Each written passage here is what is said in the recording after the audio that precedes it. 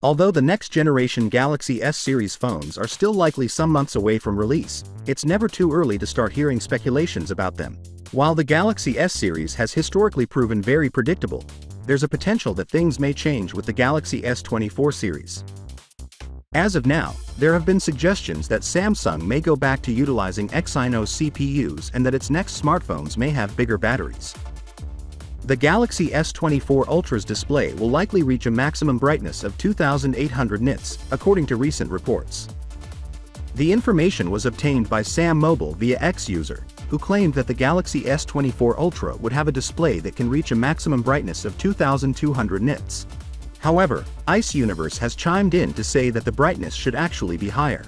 While Ice Universe doesn't give a number, the original poster does share that they are also seeing test devices that can ramp up to 2500 and 2800 nits of brightness.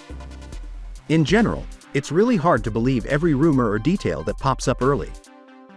A new OLED panel, which is reportedly already being deployed in a retail smartphone and making its debut with the launch of the Oppo Find X6 Pro, is what allows Samsung to achieve these new upper limits.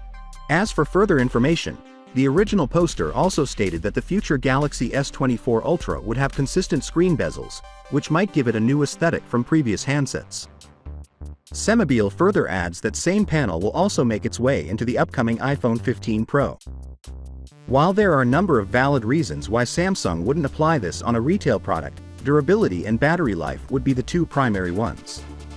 Just because Samsung is testing brightnesses up to 2800 nits does not necessarily guarantee that we will see this peak brightness at launch. Even though there are still several months until the Galaxy S24 series is officially released, things are currently looking excellent. We can't wait to see what Samsung has in store for us when that time comes. Finally, what are your thoughts about it? So with that being said, let me know your thought in the comment below, and if you are new here, please subscribe. Peace out.